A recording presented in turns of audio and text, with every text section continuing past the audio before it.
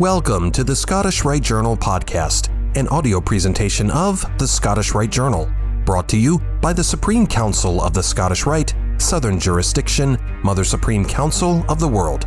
This week's article is The Paradox of Loyalty and Rebellion by Brother Charles Edward Andrew Lincoln IV, 32nd degree, Brother Andre Antonescu, 32nd degree, and Brother Andrew Ullman, 32nd degree, and comes from the July-August 2025 issue of the Scottish Rite Journal. To speak of rebellion in the same breath as loyalty is to court paradox. The American War of Independence was a time of great upheaval, and at its heart were men who not only shaped the nation, but also followed a set of guiding principles, many of them rooted in Freemasonry. The craft, particularly in its first degree, prescribes obedience as both civil duty and sacred command. The initiate is bound by solemn obligation to uphold the laws of the land, to respect civil authority, and to preserve peace and order, unless, crucially, these violate the higher moral law that Masonry itself presupposes. The obligation of a Mason includes loyalty to one's country. Yet many of those who gathered in Philadelphia in 1776, those whose quills inscribed the Declaration of Independence, were Masons. Not merely nominally so, but deeply committed to the craft. George Washington, Benjamin Franklin, Paul Revere, and others who took obligations in darkened lodges and later took up arms against the sovereign to whom those same oaths seemed to bind them. At first glance, it is contradiction. On deeper examination, it is something closer to alchemical resolution. The Masonic oath does not bind the soul to tyranny. Rather, it pledges the initiate to a principle of ordered liberty, a civic virtue illuminated not by the will of kings, but by the light of reason, fraternity, and moral discernment. Masonic loyalty is loyalty to justice itself, not merely to institutions that may, at times, depart from her path. When justice is perverted, the oath does not command silence. It compels the opposite. John Locke, in his second treatise of government, declared that when the government is dissolved, the people are at liberty to provide for themselves by erecting a new legislative to secure the ends of liberty and justice.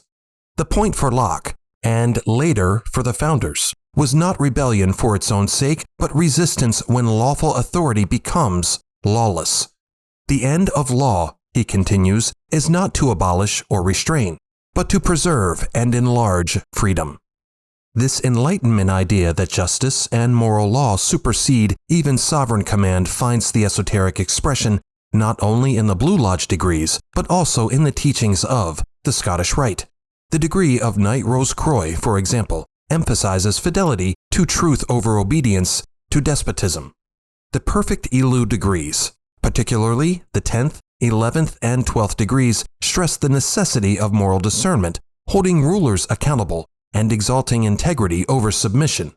In these higher degrees, one is reminded that to stand against tyranny may not be treason. It may be initiation. Thus, the Masons among the Founding Fathers did not so much break their oaths as elevate them.